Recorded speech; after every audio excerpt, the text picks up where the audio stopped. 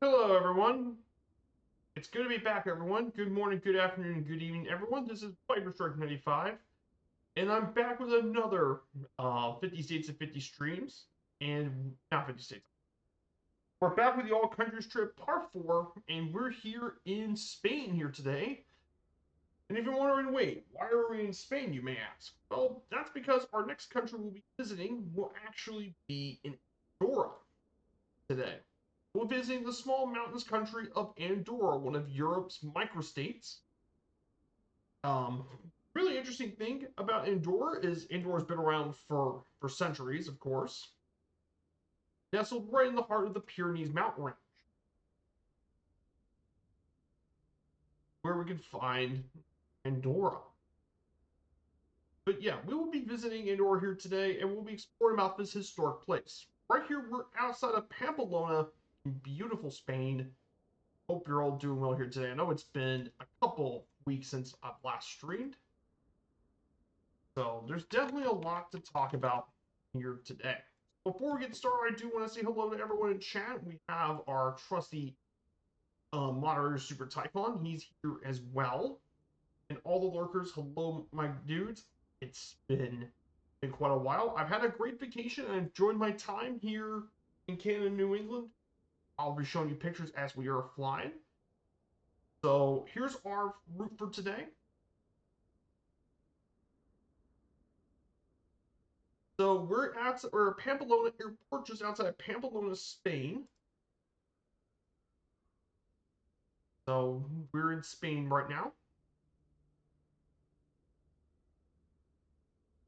Um, and we're right here. We're at Pamplona Airport. We're gonna fly over downtown Pamplona, Spain. If you guys don't know about Pamplona, of course, very famous area, Spain. Then from there we'll head on east, southeast, and we'll fly across the mountain ranges of Navarre and Aragon, Spain, and we'll make our way to our first stop here at Aerodromo Casajoco, Lima Echo Papa Golf. Then from there we'll continue on east and make stop number 2 at Lima Echo Sierra Uniform, which is actually the main air connection to the country. And then flying from here, our third leg is going to be flying through much of Andorra. We'll fly around the mountain ranges, of course.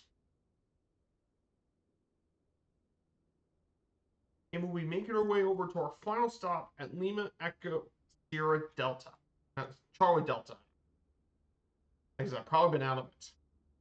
Now, if you wonder why you're not hearing any music today, it's because for some reason, when I was on my music thing, the stream beats didn't show up. So, but yeah, they don't. Apparently, the stream beats thing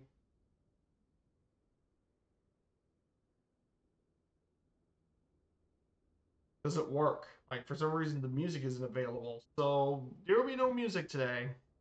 I do apologize. So, good to see you, well, Super Typhon. Welcome back. Good to see you too. We'll talk plane about. So, the plane we're taking today, of course, is the Cessna 152. I thought this would be a really good plane to take on today's flight. The good old Cessna 172, 152. For many people, this is probably many people's first plane they train on, of course. Many people have been training the 152. It's a great plane for flight training. Nice and simple to work with, and that's why it's been a very popular aircraft for a lot of. So that is where we're doing here today. So before we get in, we're going to go in. I did the pre-flight checks. So let's go ahead and get into the Cessna 152.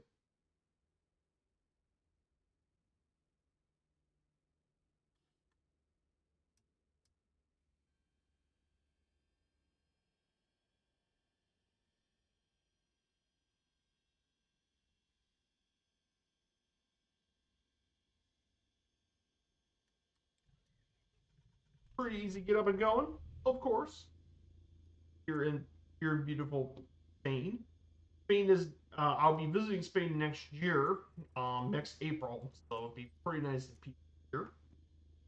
We're gonna go ahead and get our way to our runway today.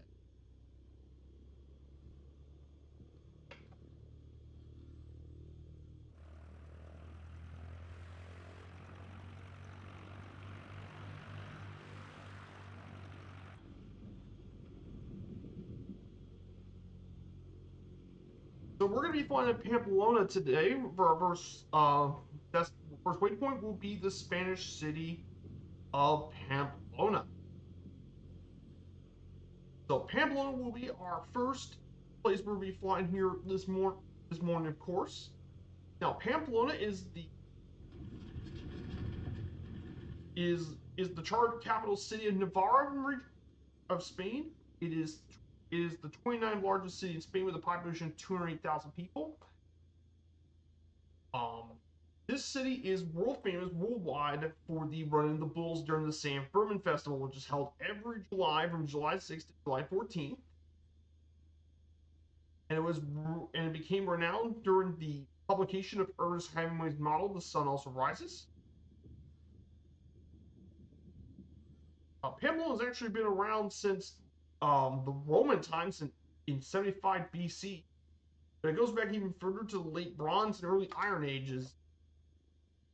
Of course, the town's also is most well known for being the home of Osasuna, the only Navarrese football club to ever play in Spain's top division. But yes, Navarra's got some really cool. Pamplona's got some really cool historic landmarks. Some of our main sites in the city include the famous Gothic Cathedral, the Pamplona Cathedral, tons of really cool town halls, and all that across Pamplona, and many parks. But really cool stuff. Pamplona is a neat city with a lot of history, and we'll be visiting a lot of Spanish cities that have a very rich history of its own.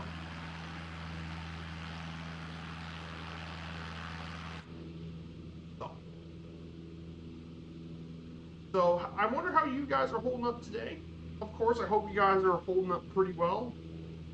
Like I said, it's great to see you guys again. It's been a good while. We last seen this series. Of course, this week we will only be having one stream this week. That's because on Sunday I have an event with my parents. We have a company picnic with my dad's work, so I will not be streaming on Sunday. So that basically means I'll post a schedule for the next week when I get back on Sunday, but no streaming until then.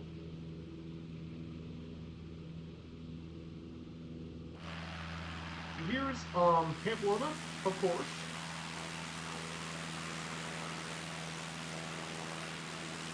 So here is Pamplona, of course. We went past Navarra Arena, home of Osasuna, the major football club here in this city. This is town Pamplona, of course. Now this area here is the Citadel of Pamplona, the main military citadel of the city.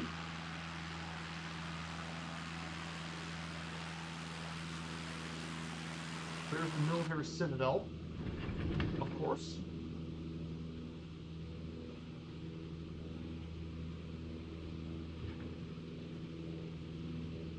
But Pamplona is a really cool city. Like I said, there's so many really great cities in Spain to visit, like Barcelona, Madrid. But there's also tons of other really famous places that I think gets very much ignored. This city is included. Pamplona is really underrated. It's a of course, Zaragoza, Valencia, Seville. Like, Spain's got so many really awesome cities to visit.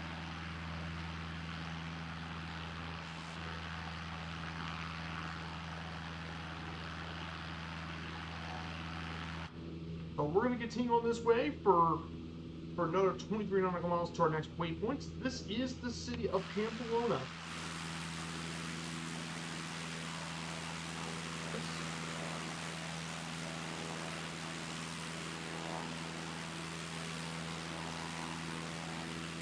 So there's definitely a lot of things going for it here. Also, the Cessna 117, the 152 is also incredibly stable. So we're gonna get into our climb. Our first leg altitude for first leg is going to be about, I think it's about 6,000 feet. Climb very slowly with our 152. Let's go ahead and talk about Andorra for a bit. Its rich history, of course.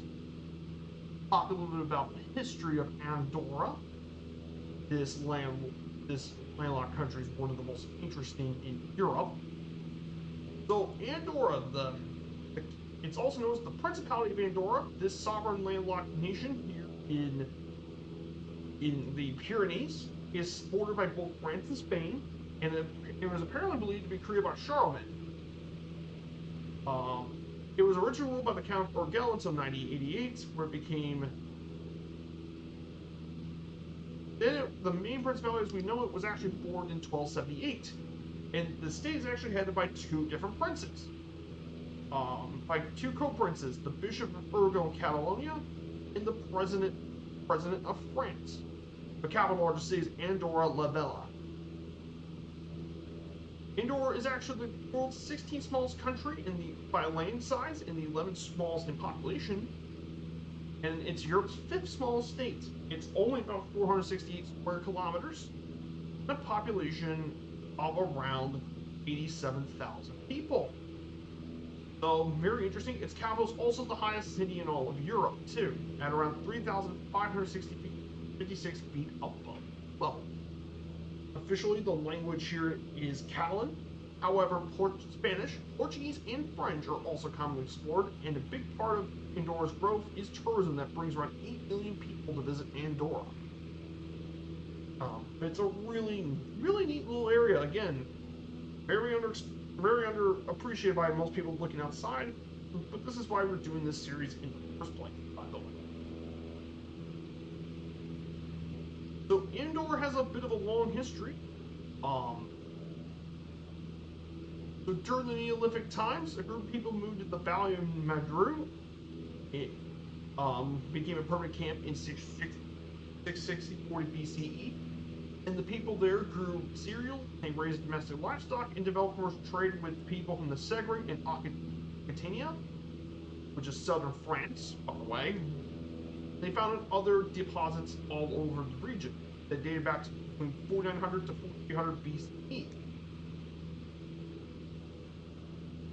Then the inhabitants of the valleys were then traded in trouble with the Iberian peoples, and historically located in Andorra were the tribe of the Andosins and or Andosini during the 7th and 2nd centuries BC.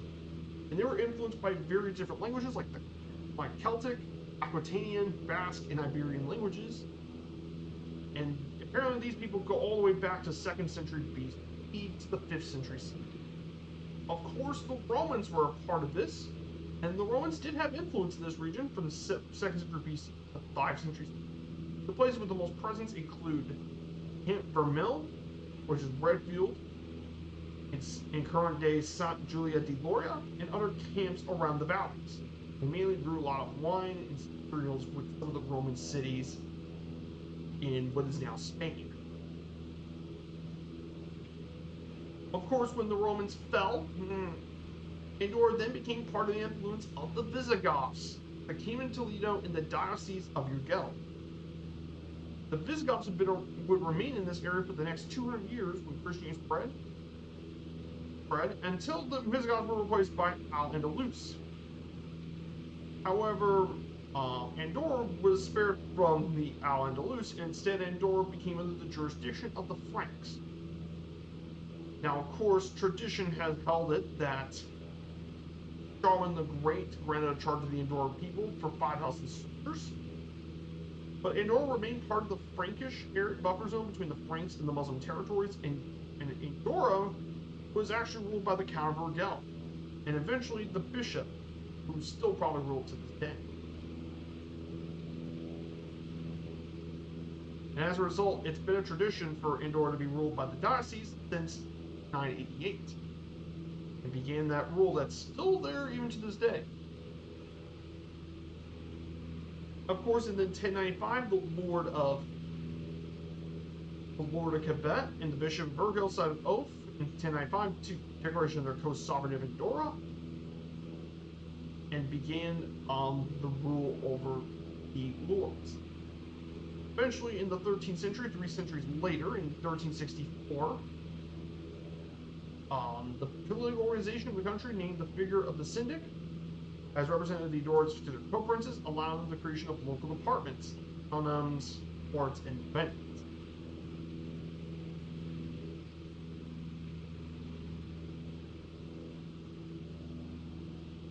Of course, I forgot to mention in 1278 there was a military dispute that happened between the bishop and the Count of Foy due to a crusade that happened in this area.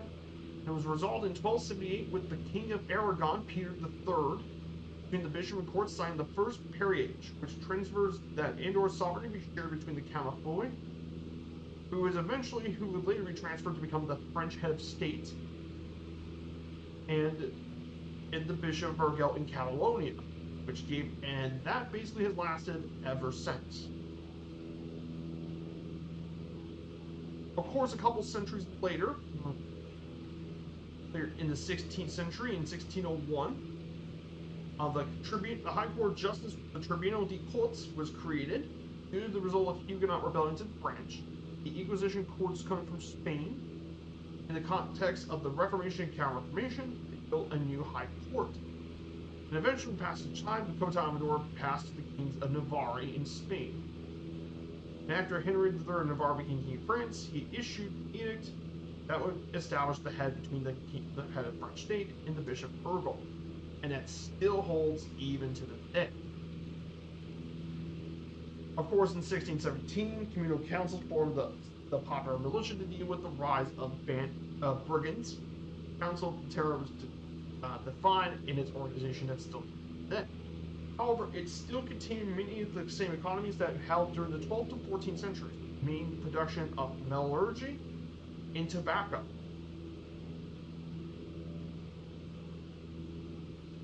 Of course, 3 centuries after its foundation, of course, as well,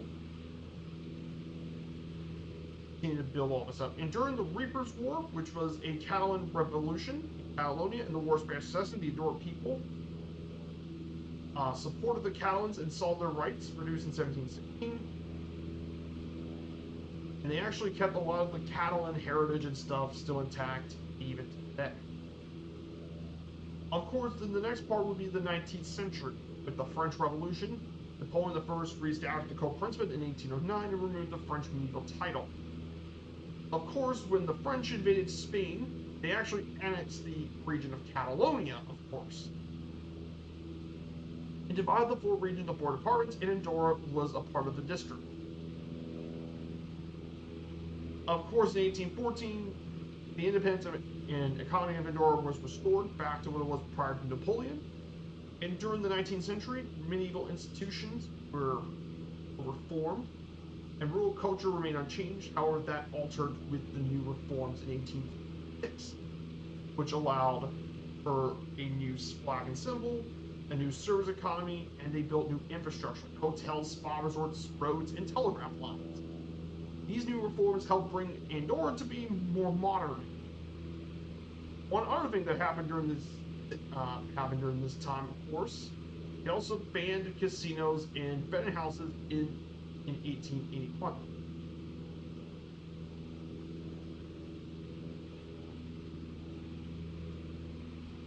And of course, throughout much of the 19th century, Andorra was also in the cultural movement for the Catalonian Renaissance, as Catalan became a major language here in Andorra, and many different authors and writers helped reestablish the national awakening of Andorra.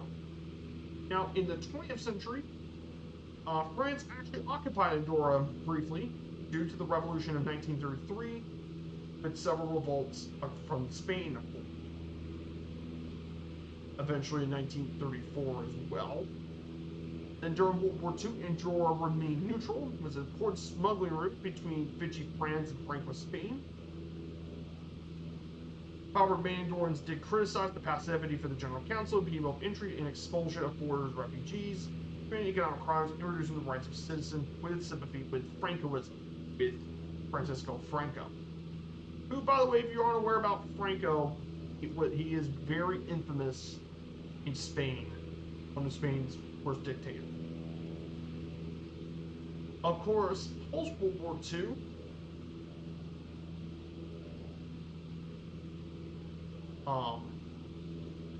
eventually opened up its economy and resulted in mass tourism and the tax exemption, and those are pretty big, and allowed Andorra to become allowed its economy to rise, and as a result became the Andorran dream during all this time. Andorra rose and achieved a GDP per capita life expectancy higher than that of most standard countries. Of course, in the modern times, Andorra has had closer relations with the European world, and it even became a part of the UN in 1993 and part of the Council of Europe. And there's even an agreement in 2006 that allowed Andorra to use the euro and evolve with the euro. It also, during that time, also had updated its political system with the new constitution. And finally, of course, it formalized diplomatic relations in the U.S. in 1996 as well. So yeah, Andorra's slowly opening up more and more over time. Andorra, definitely a neat little nation. A lot of interesting history here with Andorra. So that's it for our slides here of Andorra. So that will be covering. So this is our scenery here today. Gorgeous scenery here today. We'll get to cover more of the beautiful scenery here. Absolutely gorgeous part of Spain here. Navarra and Aragon. Northern Spain is absolutely beautiful too. Northeast Spain. Beautiful scenery and stuff. We can do plenty of that during our So let's go ahead and talk to you guys about some of my of course, I do want to talk about some of my pictures. So I was in Canada and New England for a couple days. So went into Canada and New England. So I did a cruise from August 30th to September 9th. That's what our cruise was. So we went on Majestic Princess. We spent a day in Boston prior to it. But we just went to we mainly just did the Museum of Science. We were supposed to go to Salem, but unfortunately, well, the weather did not cooperate in Salem. So we went to the Museum of Science, which was really nice. So we went to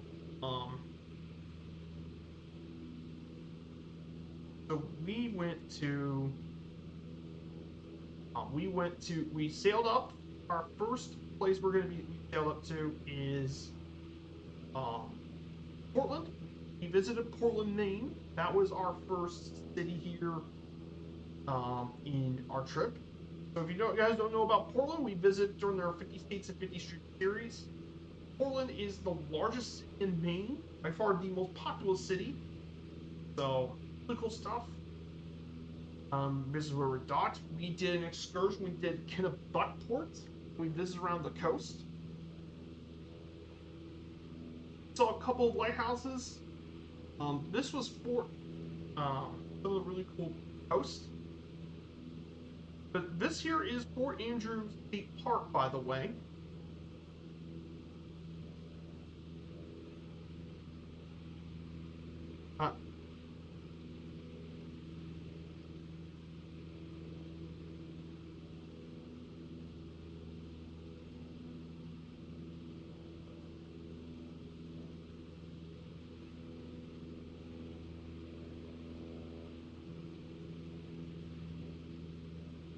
So we went to one of the most famous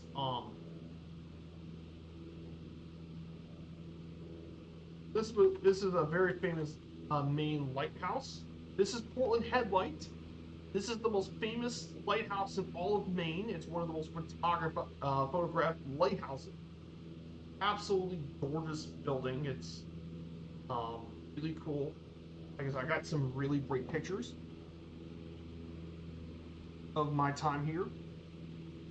Some amazing stuff here. It was a gorgeous day, and we got some pictures, and also Portland Headlight, one of the absolutely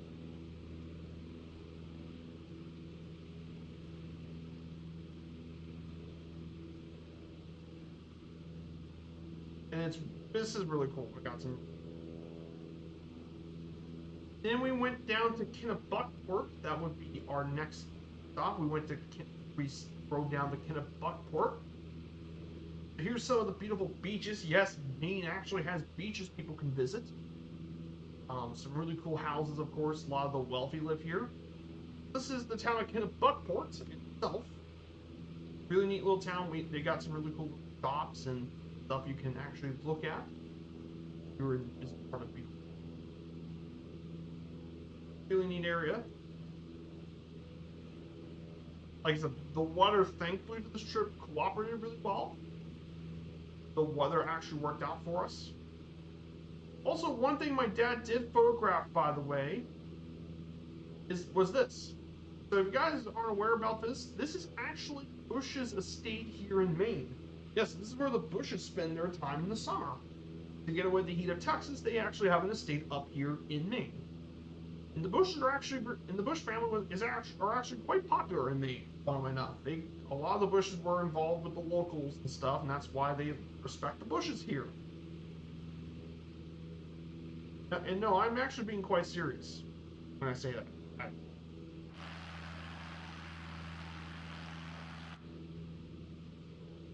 So, they absolutely did that. So, we got tons of pictures. My dad got some of those too. Really cool stuff. Yeah, this is Portland.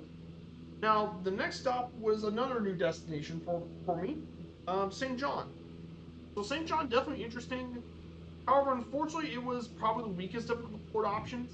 But I don't think it's really the city's fault.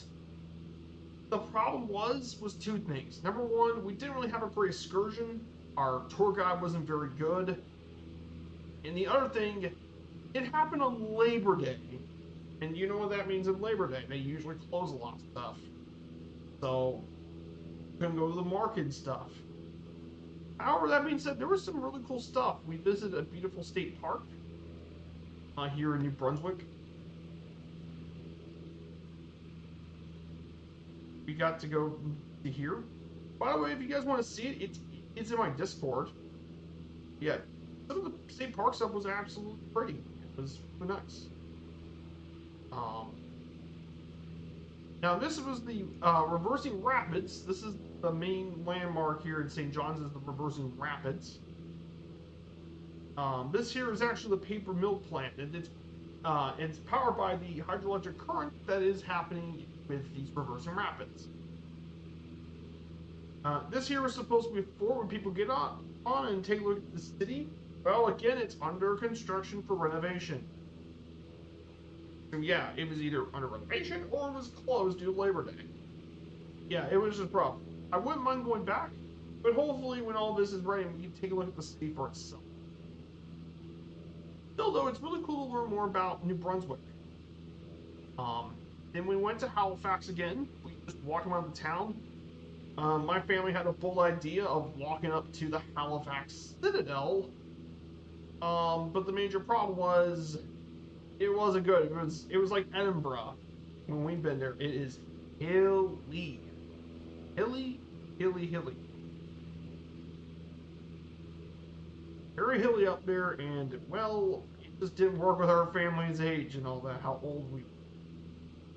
But we did get to visit the Citadel. We got the famous clock tower up there.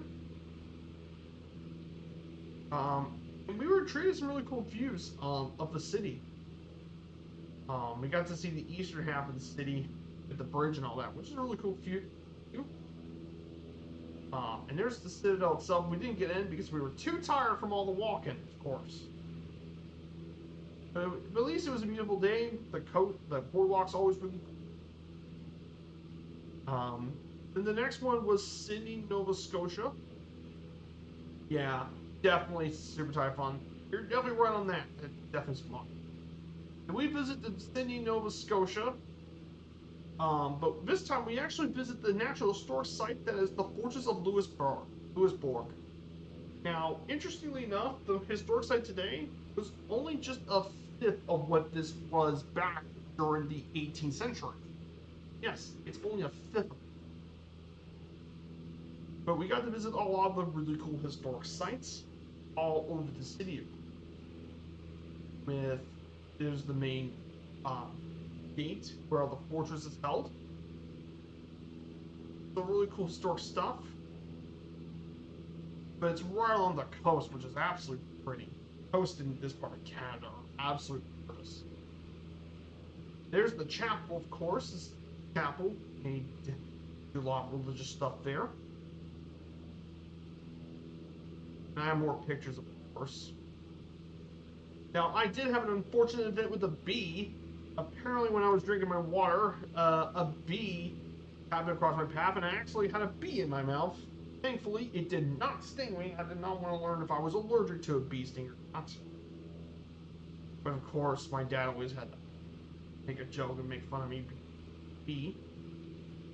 But yeah, some of the views were absolutely gorgeous. Yeah, there's more of the forts and stuff. There's the historic buildings, of course. And this is some of the roads where people walk in and travels. Really cool stuff. Lots of historic stuff. Tons of really neat exhibits. All over Lewisburg. A lot of really cool stuff. And yeah, this here is what the fortress of Lewisburg would have looked like back in the 17th century. Now, the stuff here, the one we got to see all this here, by the way, that was only a fifth of what it looked like at its height. This is what it looked like the rest of it. You can probably see why it's a pretty big deal. Then we visit Prince Edward Island again. We just walked around the downtown. So here are some of the pictures of downtown Charlottetown. Really neat place. I've always liked it. It feels like a lot like home. Of course, with the old buildings and stuff. We just mainly walk around downtown, of course. And of course, I had to get the staple Prince Edward Island, and that is, of course, Cal's ice cream. Yes, I had to get me some Cal's ice cream because can't be. Ugh. Yeah, that's not good. Type 1. Tell me about it.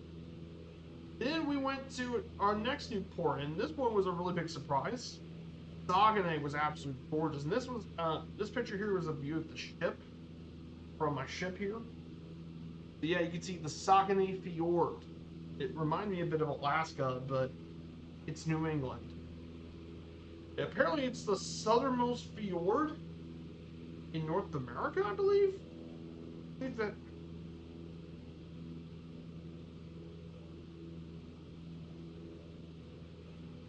Yeah, Saguenay Fjord, only navigable fjord in North America that's inhabited on both sides.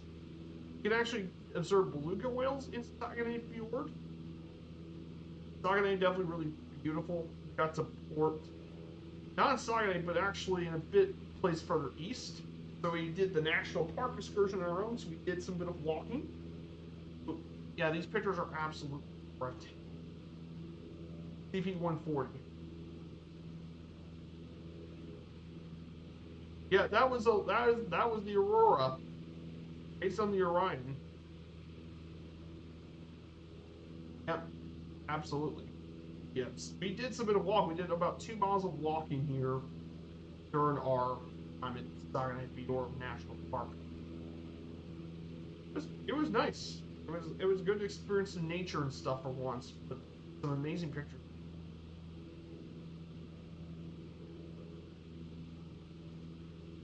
There were definitely some excursions. You could do sea kayaking. That was an excursion that you could do is sea kayaking. But we mainly got a lot of pictures. Here's me. Yeah, you can see the natural scenery of this park. It's absolutely. Can't go wrong with the scenery of the park. Then the last part of the trip was the highlight of the cruise for me. Quebec City. Really, really nice place to visit. Gorgeous day. Now, if you guys aren't aware about Quebec City, Well, this was the site of French settlement in North America. Very historic city. Want to be really historic. It was settled by Samuel de Champlain, and it's one of the oldest European settlements in North America, and it's only fortified city walls in the Americas north of Mexico. And the entire area is a UNESCO World Heritage Site, by the way.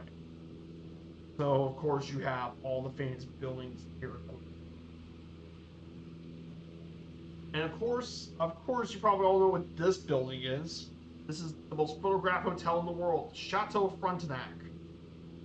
Frontenac, right on the upper town of Upper Quebec.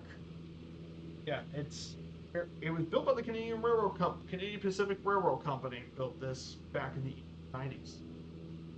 But it absolutely just. Then we walked around Old Quebec with the same cobbled streets as it was back in the day. Got to see a lot of really historic shops. Nowadays, got a lot of shops and boutique stuff for tourists, but it's still really historic. Really historic area, and you get some really cool stuff. So this was where Quebec City was founded, in this area right here. Lots of history and stuff in Quebec. We did an all-day excursion, which is what we did. We went through a couple more buildings, went through a couple more structures too. Parks, fountains. Really cool stuff. We went to Upper Town, so this is another picture of the chateau, the hotel. But this is now if you viewed it from the upper,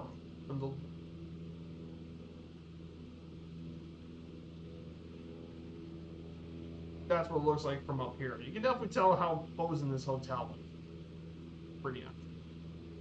Yeah, it's very much a Francophile. Yes, it's very proudly French. French is after all, the official language of Quebec. Then afterwards, we visited the St. Anne Cathedral, just east of Quebec City. Really beautiful cathedral. Notice this wasn't done by painted. This was all done by tiles. And the tiles up at the top of the ceiling talk about the story of St. Anne, from her beginnings to her end. All of it was her life, and it was made by little tiles of pork. It was absolutely pretty. It was really.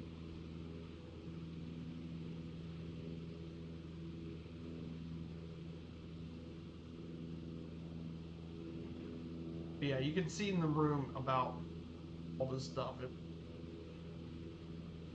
Very ornate. And the last place we visited was Montmorency Falls. It's bigger than even Niagara. Not as wide, but it's much taller than Niagara Falls. You can actually take the gondola up there and go on the bridge. But really cool stuff. The falls were absolutely. So yeah, that was my vacation. So that covers my trip in New England. We really liked it. Really cool stuff. Let's look about this. Let's go back outside of our plane for a bit. Take some look at the scenery here. But yeah, really cool stuff, of course. But yeah, this part's strange.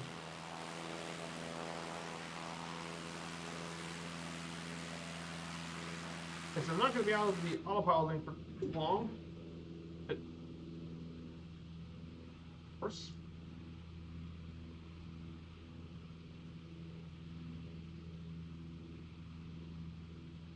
Now I wanted to ask you all. I hope you guys are doing well. Myself, I know. Hope you guys have stayed safe during all this time.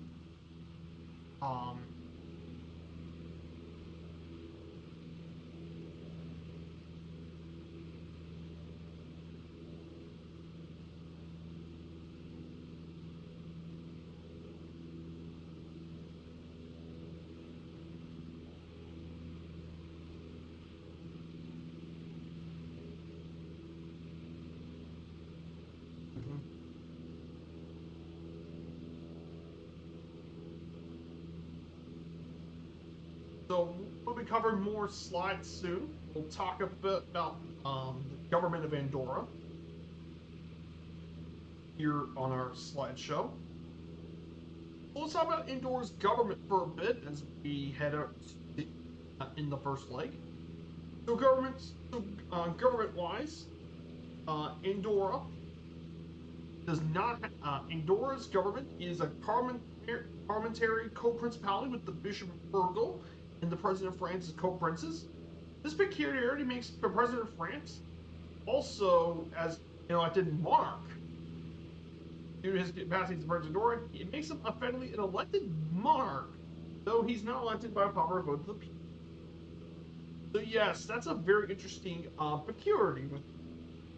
Currently, right now, the Bishop of Urgel currently is Joseph Luis Serrano Pentinat, is the Bishop of Urgel, and of course, you all know the President of France, Emmanuel Macron. The politics of it take place in a framework of a parliamentary representative democracy with unicameral legislature and a pluriform multi-party system. The Prime Minister is the chief executive of the government. Now, the Parliament of Andorra is known as the General Council. It consists of 28 to 42 councillors, and they serve 4-year terms. Elections are held between the 30th and 40th days following the dissolution of the previous council. Half are elected by equal numbers by each of the 7 administrative parishes, and the other half are elected in the national constitution.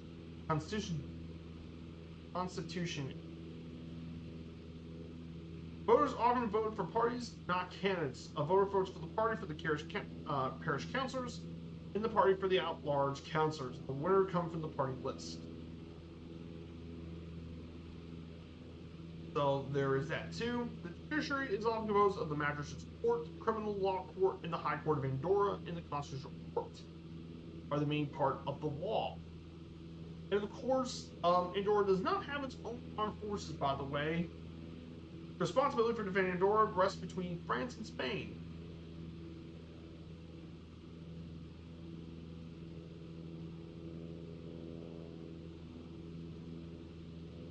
So pretty cool stuff, pretty interesting stuff about the government here.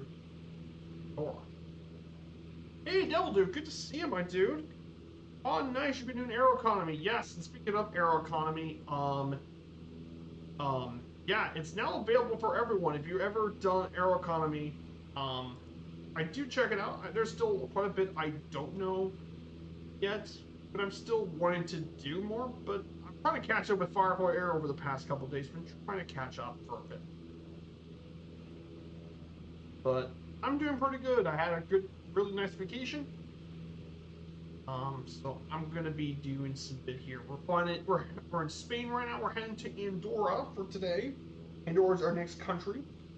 We're in Spain because, well, Andorra's pretty small, so we have to fly in Spain to get to the rest of Andorra. So.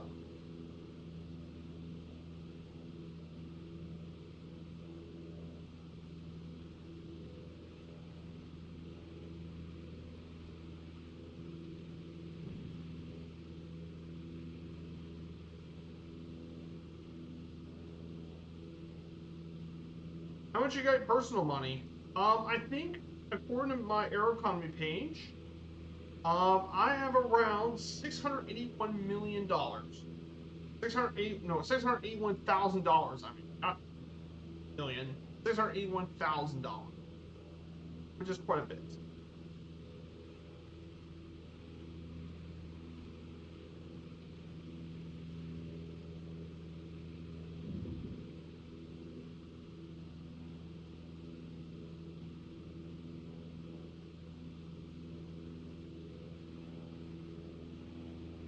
Your air economy bank amount. So,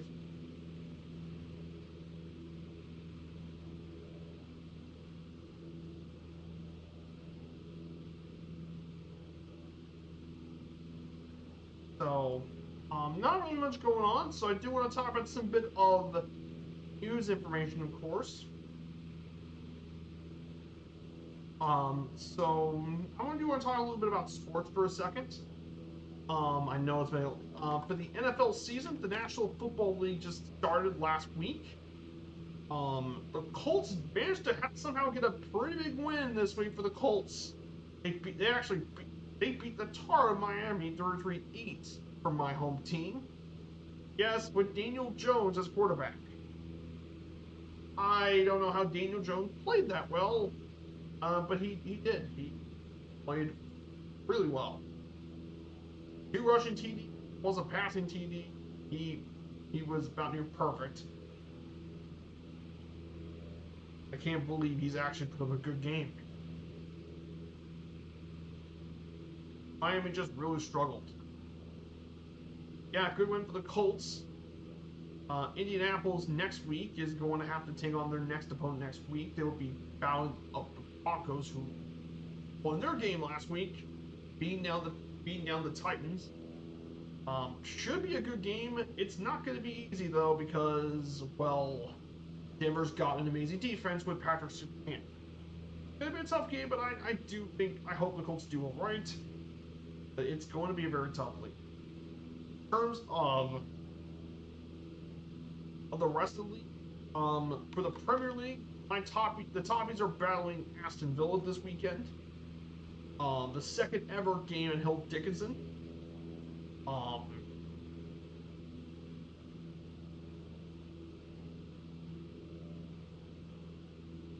Should be a good one, of course. For the Toppies, they're playing tomorrow at 10. But yeah, Jack Grealish is the player of the month for the Premier League. So let's see if Jack Grealish continue on his success at Everton. For La Liga, and watching Espanyol, the Pepicos.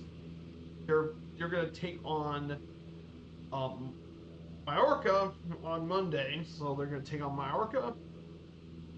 Pepicos actually are off to their best start in years. With 7 points out of 9. Should be a winnable game against Mallorca, who are one of the worst teams in La Liga this season. So I think Pepicos should probably at least get a draw, but I have a good chance they'll win.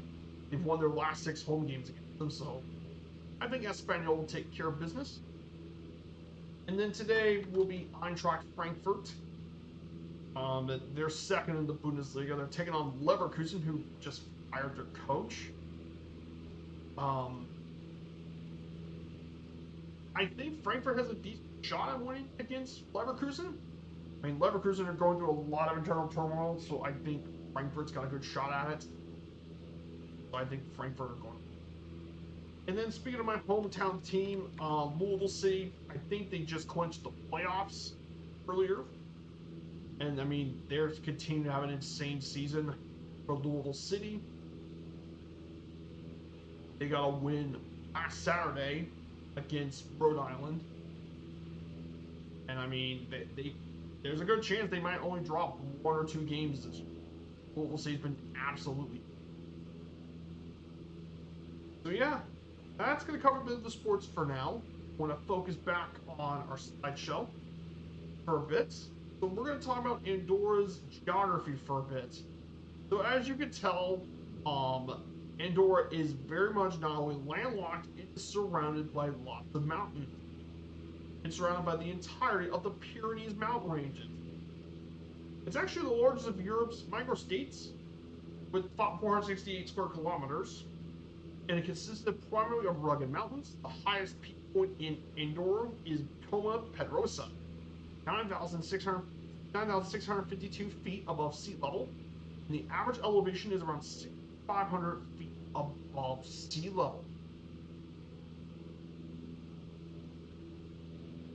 The lowest point in the country is actually just 840 meters high in the Rio. Now, in terms of its climate, of course, it's similar to that of the neighbor's temperature climate of that part of France and Spain. However, due to its higher elevation, there's more snow in winter, lower humidity, and it's slightly cooler in summer. There are an average 300 days of sunshine a year in Andorra. Now, in terms of natural hazards, you definitely want to be careful of landslides and avalanches. And there are often frequent earthquakes, but most are around magnitude of 2. well, and again, almost all of Andorra is mountainous. It's one of the most mountainous countries in the world.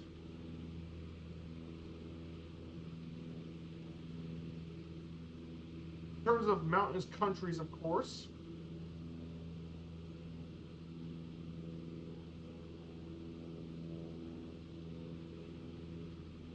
I wonder where Andorra will rank in terms of mountainous countries.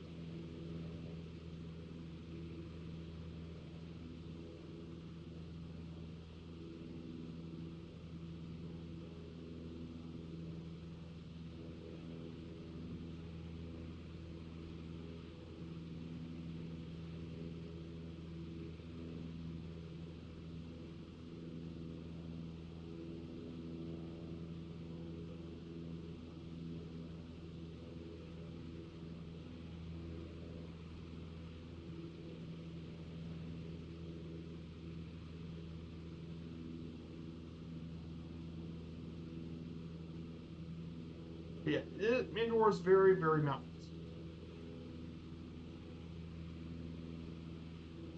Of course, this area definitely pretty neat. Oh, you're 1.1 million US dollars, and your own airline have over 125,000. Yesterday, I had a back crash landing 3 nautical miles before the runway, crashed into the ocean. Oh dear, that sucks. That's absolutely terrible, my dude. Negative 2,000 feet per minute. That would have definitely damaged and destroyed the plane. Yeah, that's not good at all.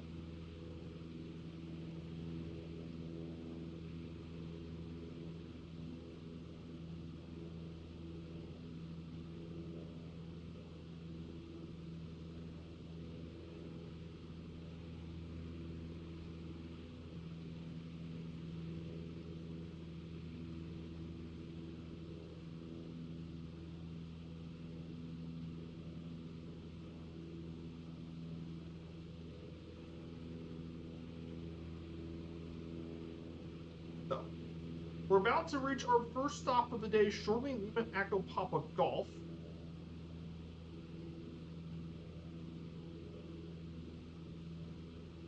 So we're about to reach our first destination.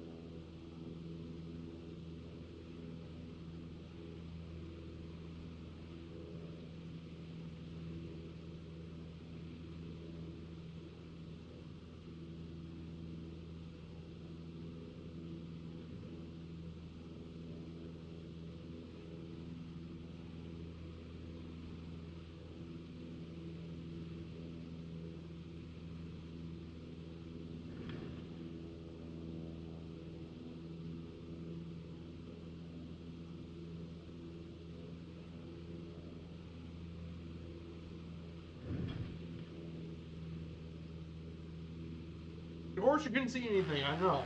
That's the worst part. Sometimes you can't see anything on that in that bad weather condition.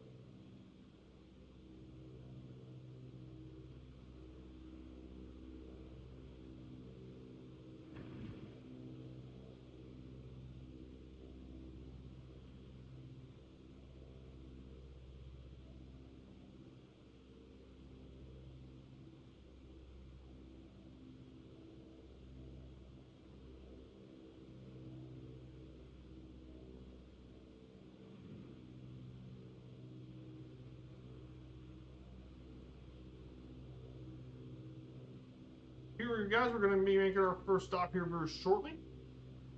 Going to slowly ascend.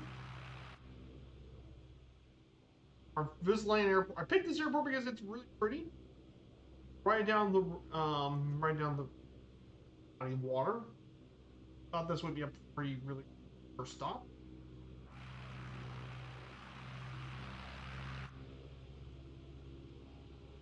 So we're just about under 100 nautical miles from the end of our destination of our flight.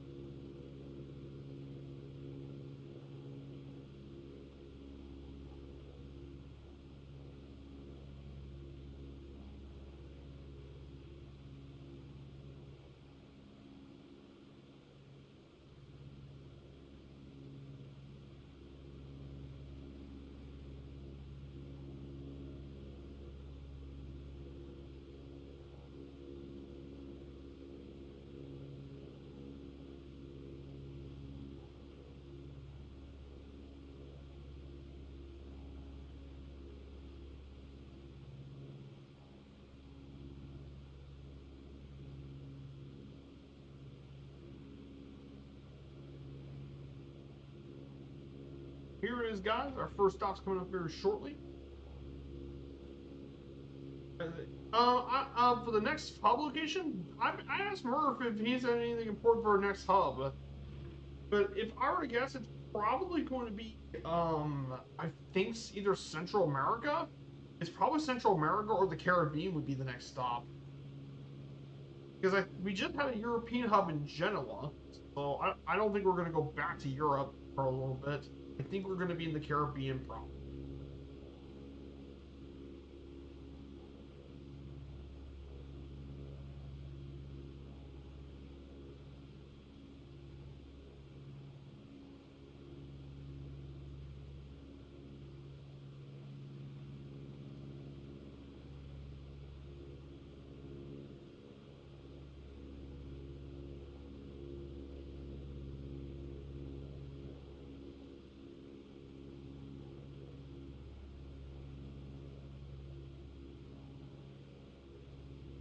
Here it is, guys.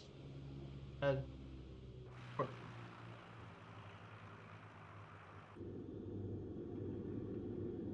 our runway down below.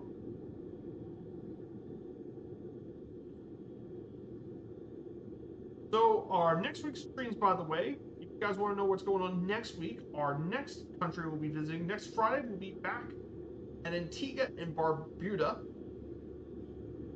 on next Friday.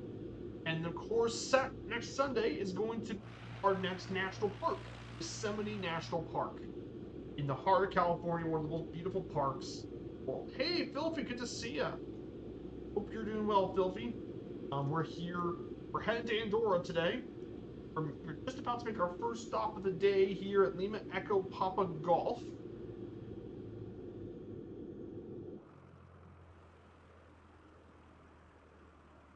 So we're going to make our first stop of the day here.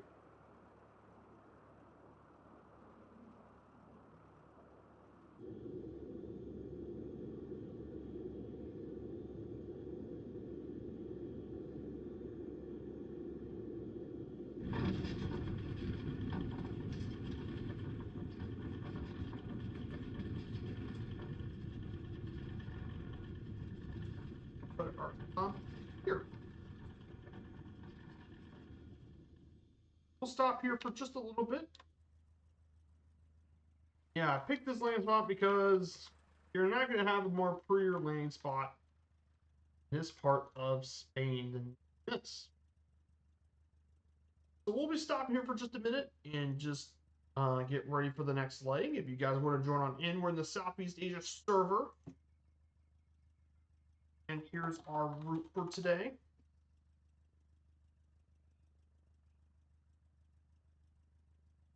So we're going to go ahead and do all this stuff.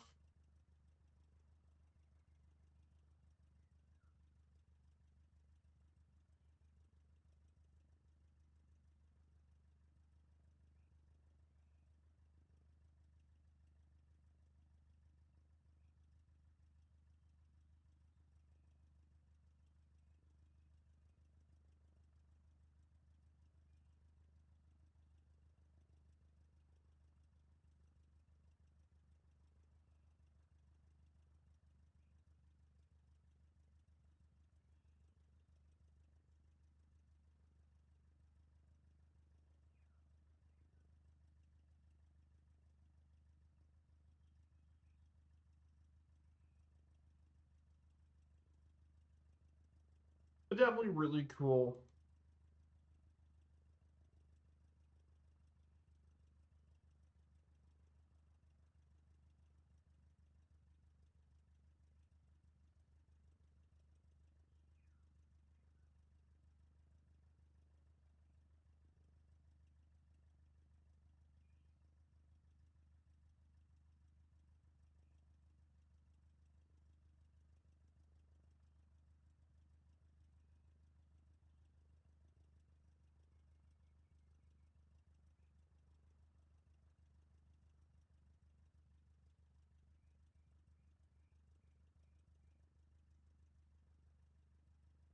So we're going to go ahead and prepare for the next leg of the trip. We'll be going to Lima Echo Sierra Uniform. This is the main airport that will connect us to Andorra. Back here, I'm going to just trim.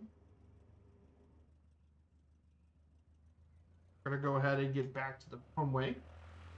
We make our way over to Andorra. We're going to enter in Lima Echo Sierra Uniform. This one's only going to be a 55 nautical mile away.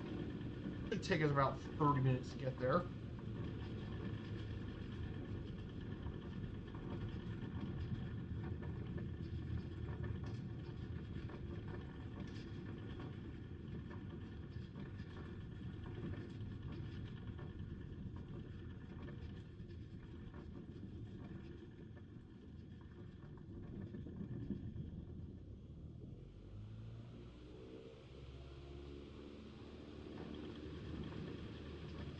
So the next leg, we're going to be flying to an altitude of 7,000.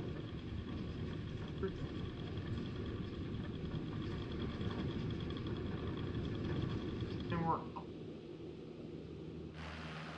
And they say you can't do STOL in a Cessna 152.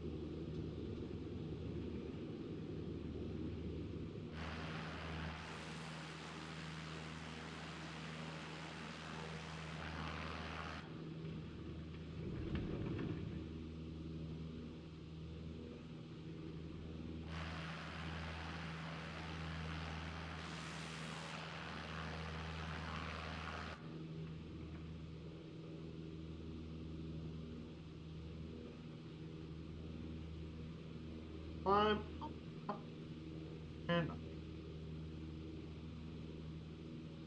So I wanted to hope you guys have a good weekend here too. I hope you guys have some really cool plans this weekend. I know Murphy's gonna be back streaming once again. He's streaming again today. He'll be doing a flight in the Baron, Aeronautic Baron, from Telluride to Denver via Aspen. Should be an absolutely gorgeous flight. Colorado's a gorgeous state. We'll be flying over Colorado plenty of times in the National Park Series. After all, we're going to be in Colorado for Rocky Mountain National Park, Mesa Verde, Black Canyon, and Great Sand Dune. We'll be flying there 4 4 times for the national.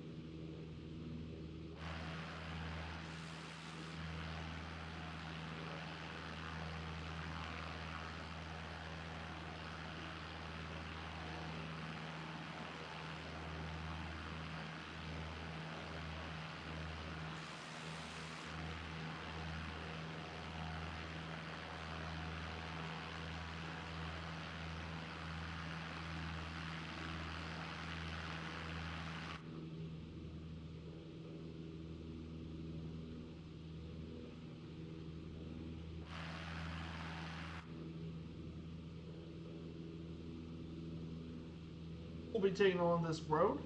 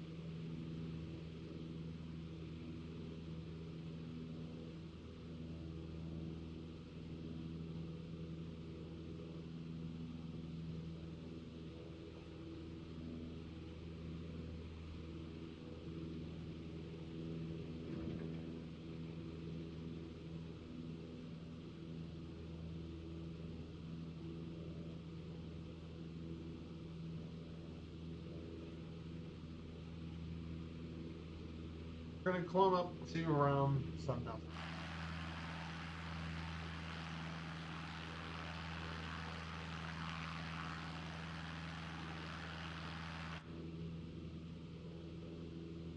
So let's go ahead and go over our next slide. Let's talk about Andorra's economy for a bit.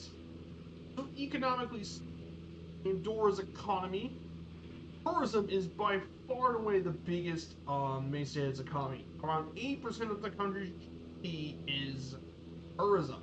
An estimated 8 million tourists visit Andorra, attracted by the country's duty-free status and by its summer-winter resorts. And of course, the ski resorts, the country has over 109 miles of ski grounds all over the country. And that alone brings over 7 million people visiting annually. It makes around 340 million euros per year and is sustained around 12,000 jobs since 2007. The banking service also contributes to its economy thanks to its status as a tax haven. However, the debt crisis of the 21st century, tourism began to decline as well. They had to do a new business tax. Now, of course, Andorra is not an EU member. However, it has a special relationship with the EU and is treated as an EU member for trade and manufactured goods, as a non-EU member for agricultural products. So before the euro, the Andorra used both the French franc and the Spanish peseta in its banking transactions, and they were replaced by the euro. Historically, the country's unemployment rates were among the lowest in the world. In 2023, only 1.5% of people in Andorra were unemployed. So definitely very interesting to learn more about, which is pretty cool to go over for like. So again, the scenery here is absolutely. Hopefully, I get my music back because I would like to have that music back. But talk more about all this.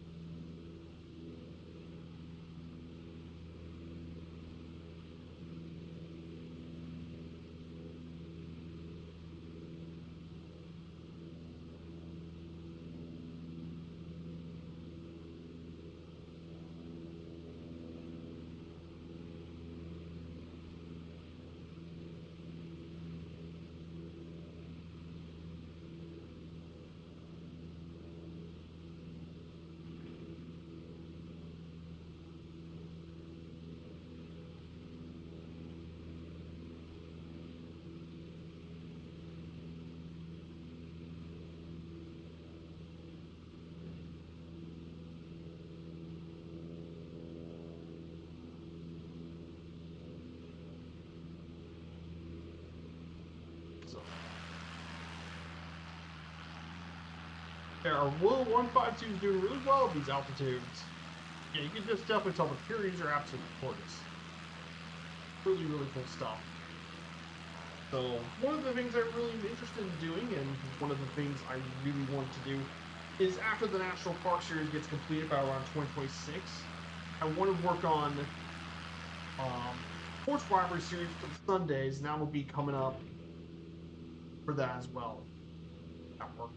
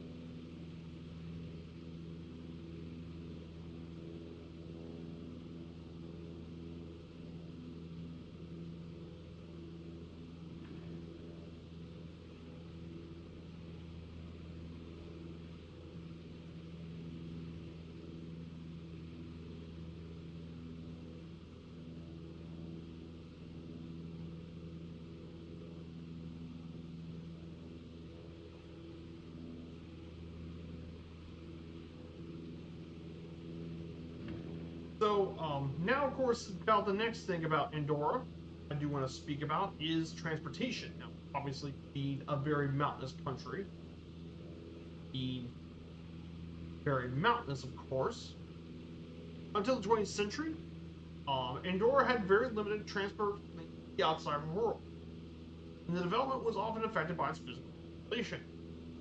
The nearest major airports at Toulouse and Barcelona are both 3 hours drive from Andorra. Andorra has a road network that's 173 miles of roads. 47 of those are around unpaved, and the 2 main roads out of Andorra La Vella are the CG1 to the Spanish border near St. Julia de Floria, and CG2 to the French border near El Pas de la Casa. Bus services handle all over the metropolitan areas and rural communities by buses, and there are frequent long-distance bus services from Andorra to Barcelona and Toulouse, plus a daily tour from the former city. Now, of course, There's no airports for the fixed-wing aircraft within its borders. However, there are multiple heliports all across the country. And there is an airport that can link up to Andorra at the Andorra's LEPP-LEPG-LESU-LECD airport, which, by the way, that is where we're going to be stopping next. And they mainly did flights to Madrid and Palma, and it's the main hub for Andorra Airlines. Nearby airports located are mainly in the nearest airports are Perpignan Airport in France and Lleida, Spain, are the two major ones. But the largest ones, and most people get there, is either from Toulouse or Barcelona. So that is the transportation. So if you want to get to Andorra, your easiest bet would probably be to fly into Barcelona or Toulouse and make your way and drive your way up to country.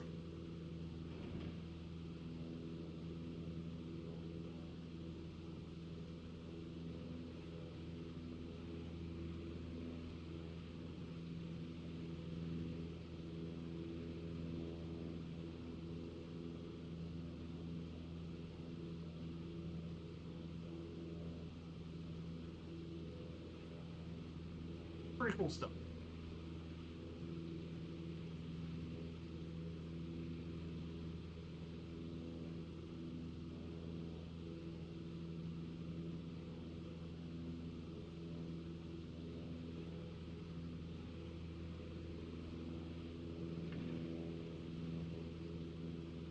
So we're just about 76 nautical miles from our final stop.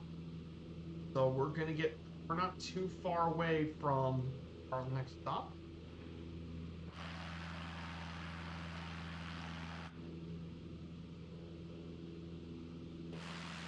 Gonna be out here for a bit.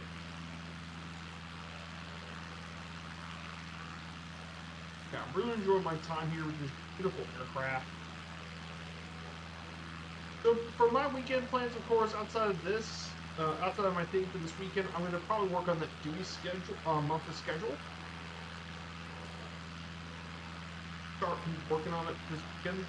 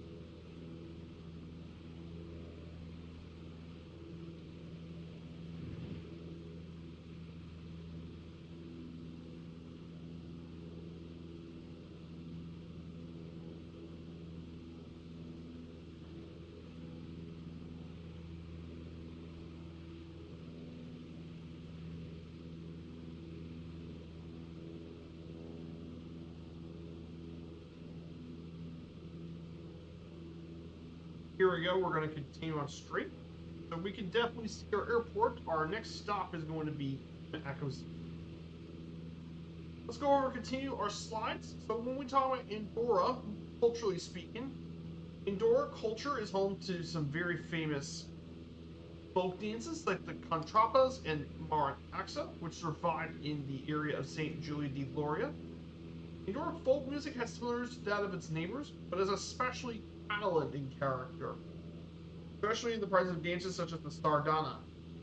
Other folk dances include the Contrapas in Andorra la Vella, and St. Anne's Dance in Escaldes in Gordani.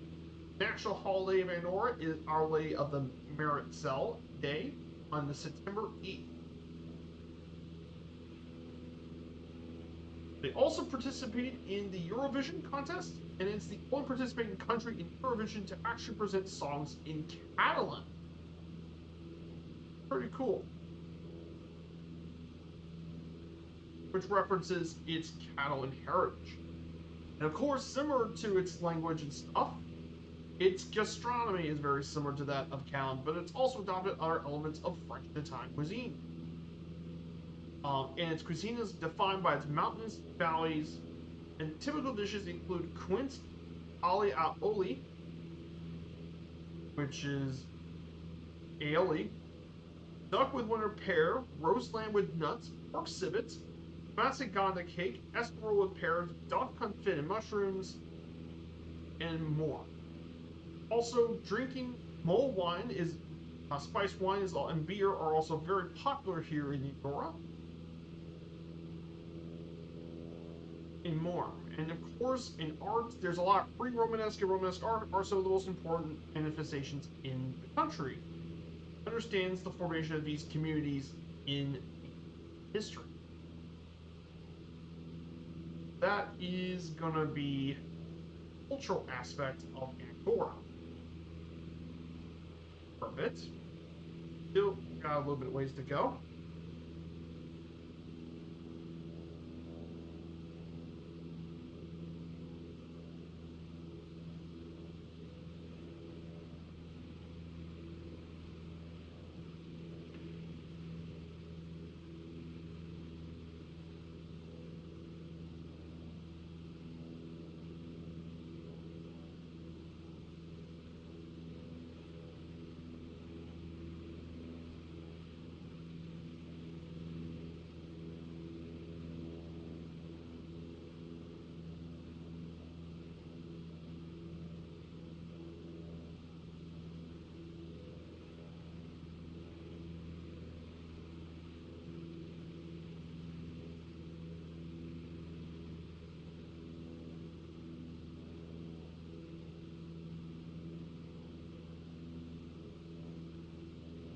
Definitely pretty cool stuff going on, of course.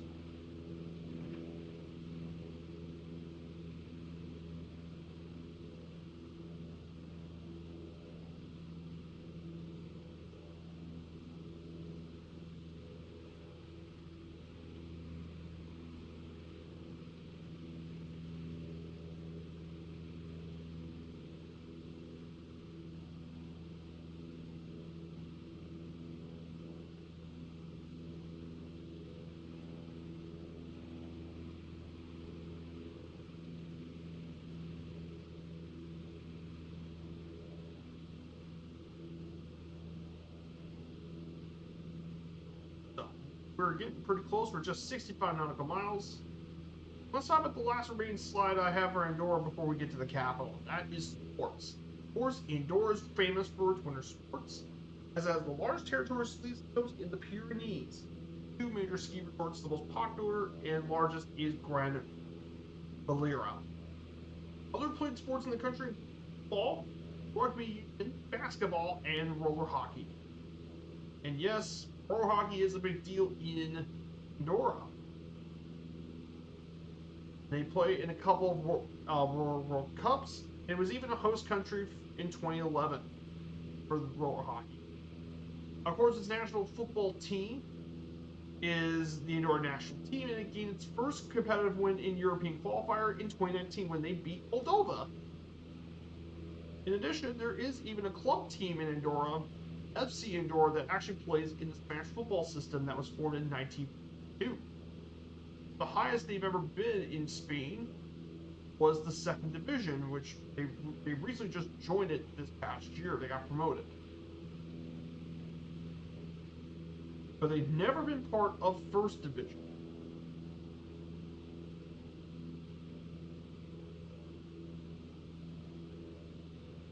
But really interesting as well. Rugby is also a traditional sport played here as rugby, influenced by a lot of France. They have their own national rugby team. Basketball's also gained popularity since the 90s. Now, in the Olympics, they've been participating in the Olympic Games since 1976 and appeared in every Winter Olympic Games since 1970. Well, of course, Andorra have yet to win any Olympic medals. Yeah, that is going to cover the bit of the slides here for Andorra. Don't have much more time, of course.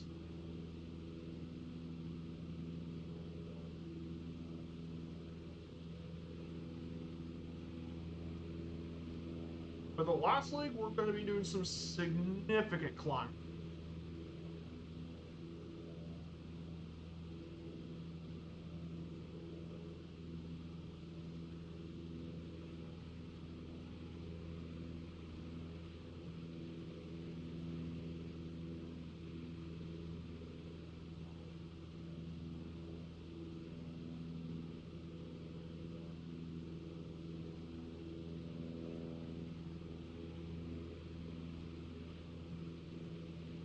We got that taken care of.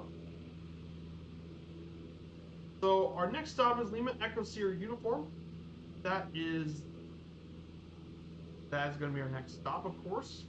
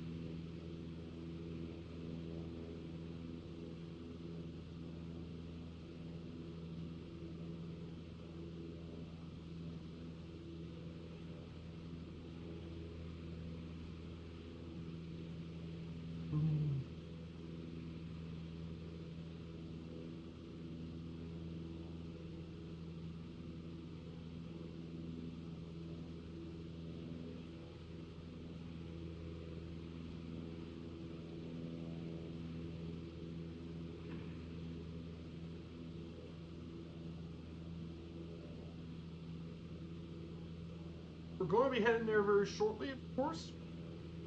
So outside of that, our next leg will be the shortest one.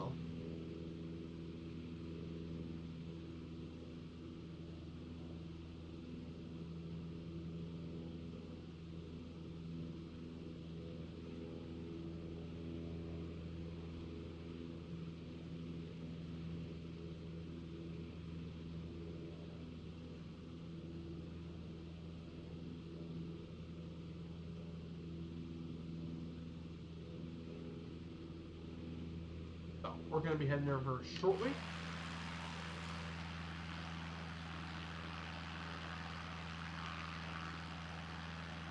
Go, guys.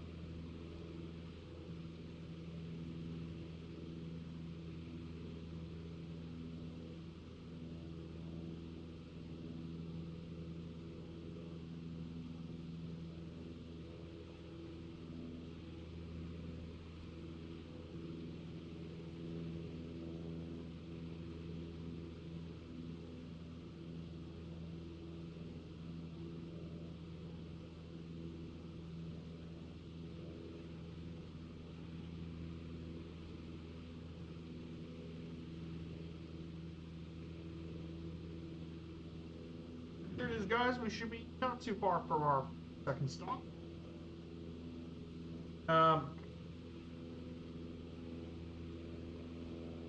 Thank you, Typhon. Why do we even have bots? So many of them.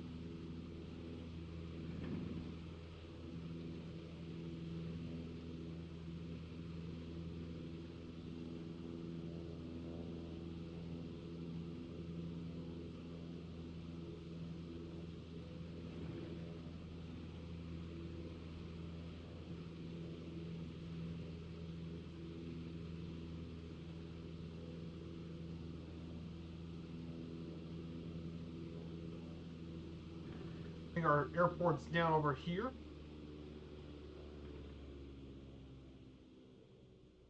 Yep, there's our airport down there.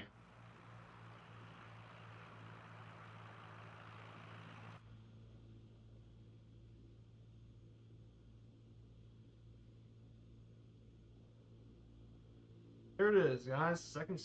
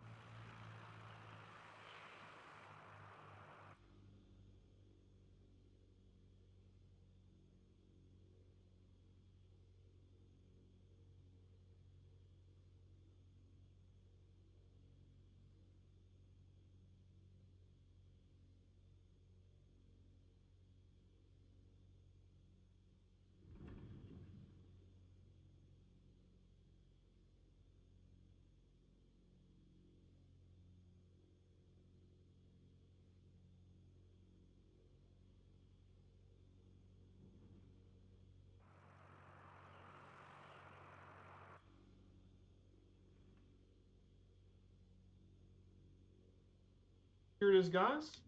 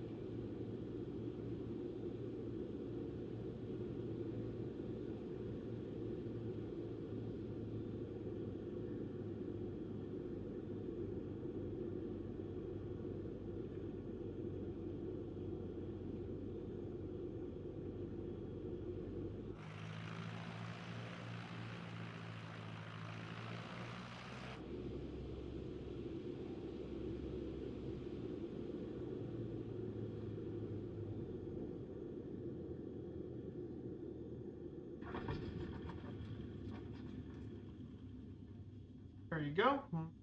Stop number 2 is.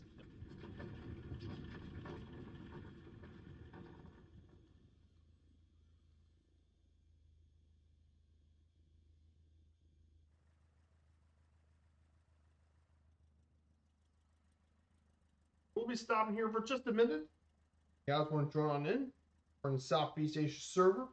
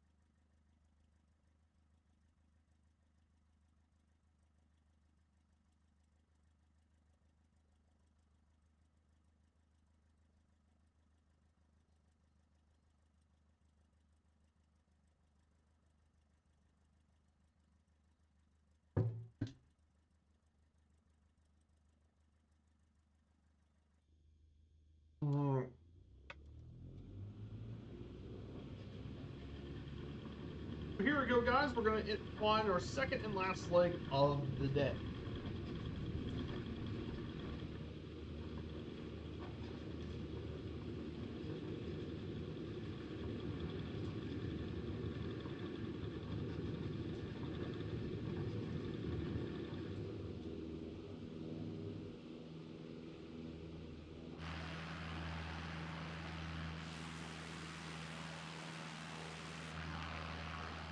Here, guys, we're about to enter Andorra for a bit. This will be the last 35 some nautical miles. Andorra. Let's go ahead and talk about the capital city of Andorra, Andorra la Vella. Andorra la Vella is the capital largest city in the country. Population is 22,000 people. It's also the name of its own parish that surrounds the capital.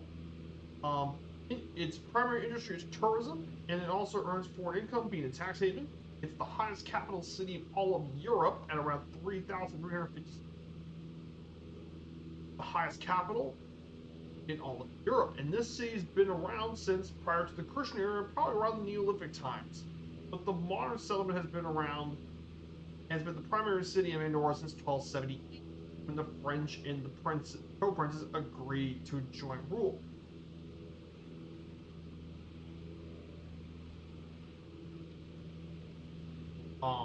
Of course, Andorra was actually once applied for the 2010 Olympic Games.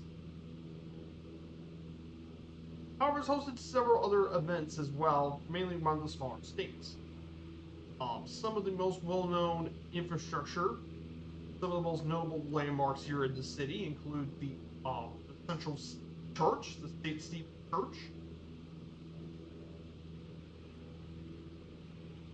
It was built around the 11th century. You also have the older church, the Church of St. Coloma, which dates back to the 9th century, the oldest building in the city.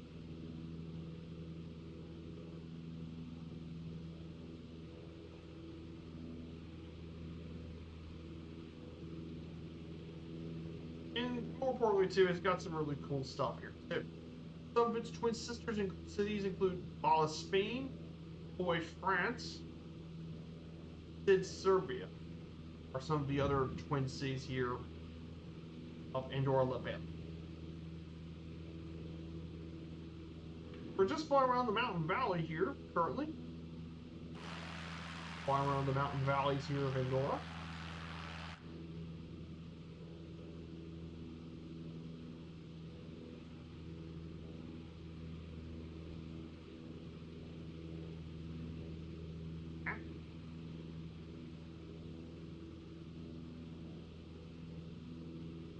absolutely beautiful.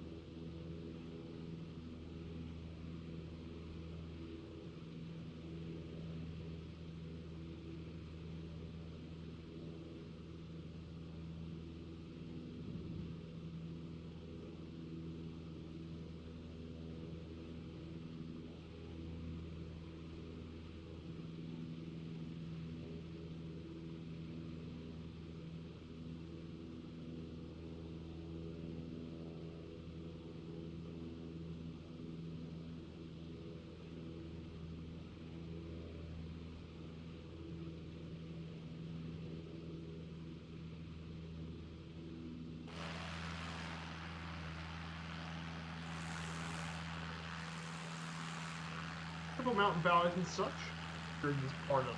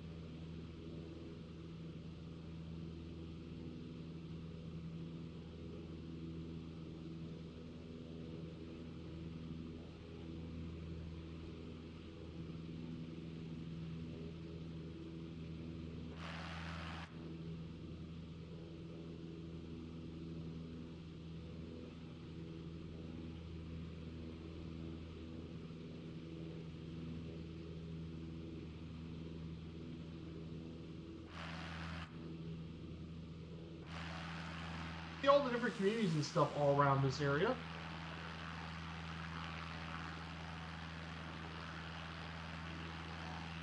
See all the different buildings and stuff.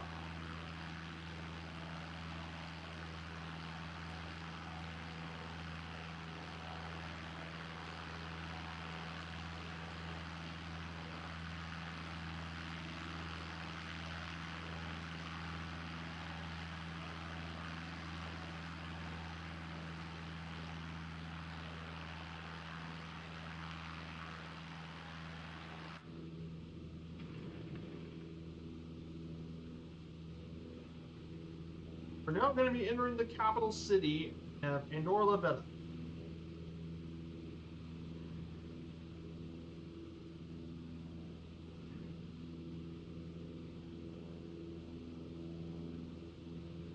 This is Andorra.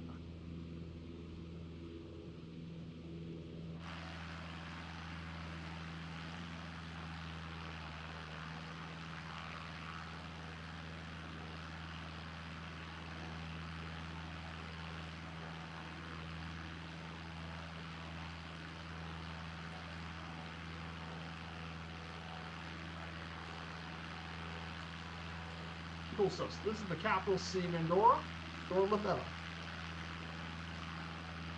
Really cool city. Reminds me a bit of Bhutan.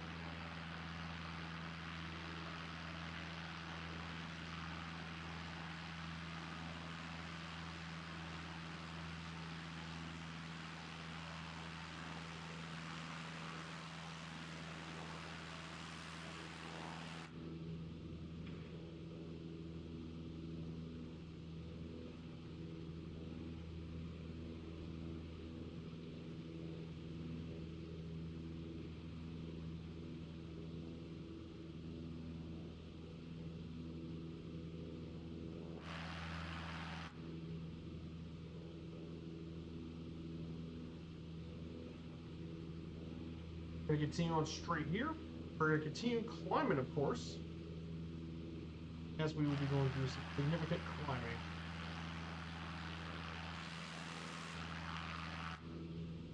So this is La Masaya, down to our west. And all of this is surrounded by the mountains of Andorra.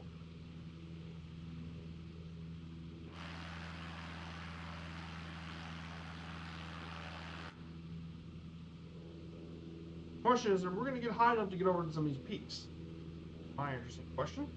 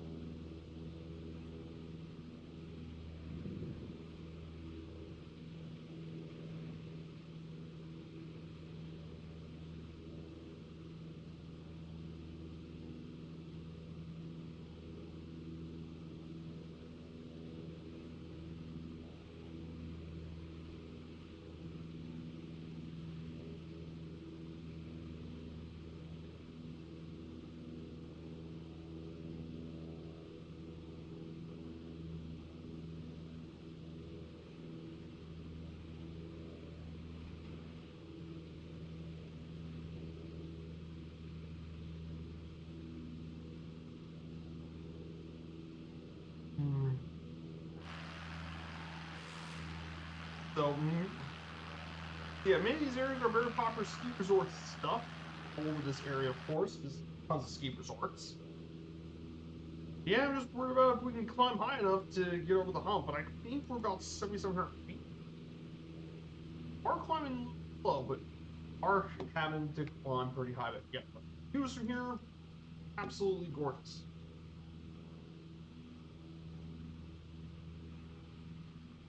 Absolutely gorgeous view. We're gonna climb pretty slowly, but steadily but surely climb our way to the very top.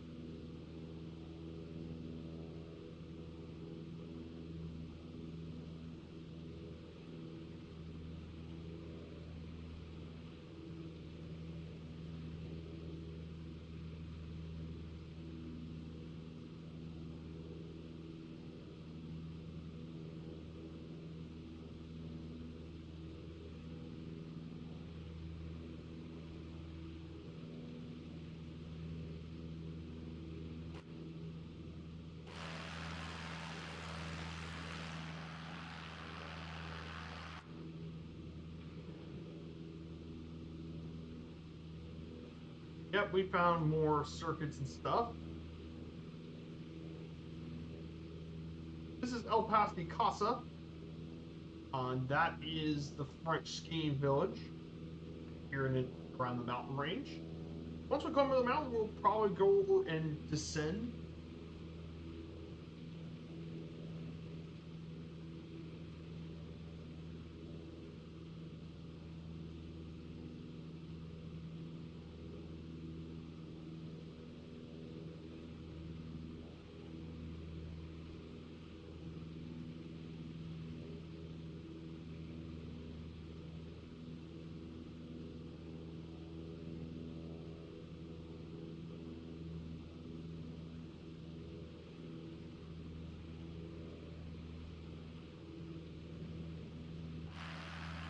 Absolutely gorgeous.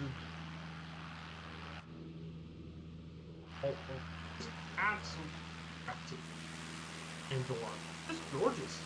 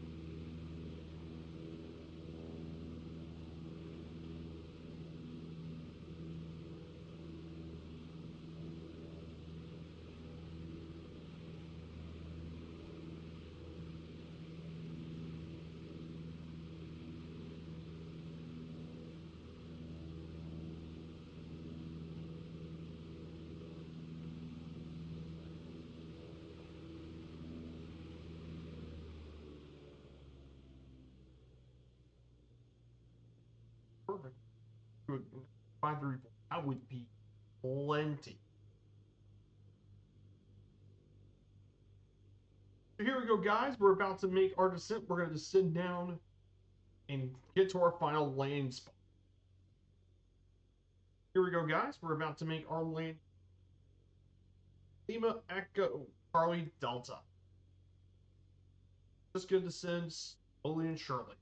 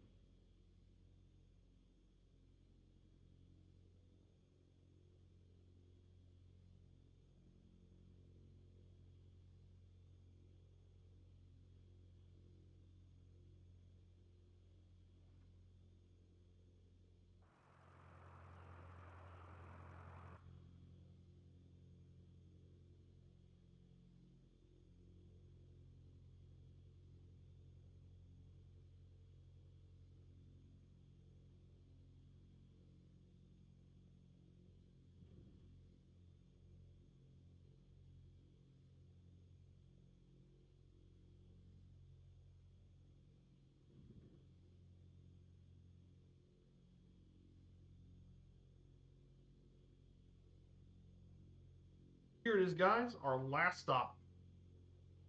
We're going to make our way over to Lima Echo Charlie Delta, about 3 miles, and airport somewhere down here.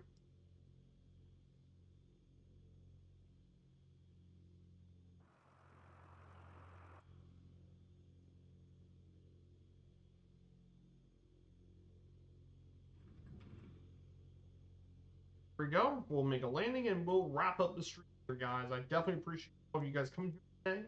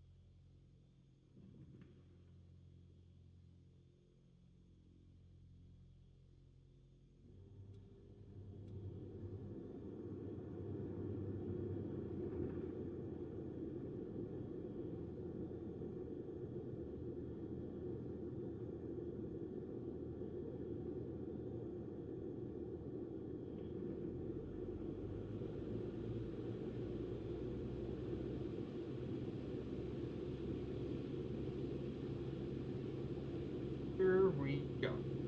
Last stop.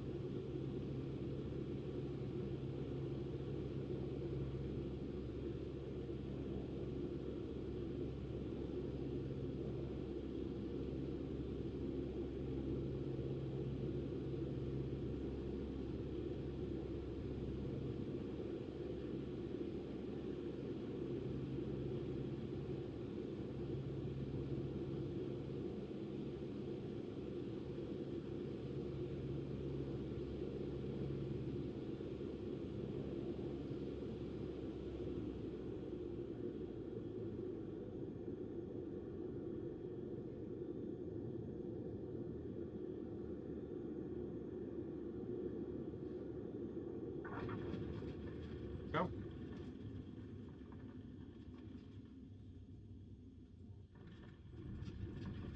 We'll stop right here. And that will be it for today's stream here in Andorra. And that is it. So, guys, I hope you all enjoy this stream. We'll be back next Friday for our next country in the series. We'll be visiting Antigua and Barbuda, that all the way in the beautiful Caribbean. So, take care, guys, and have a great weekend. See you all again soon. Hope to see you all then. Take care and goodbye, everyone. See you all soon.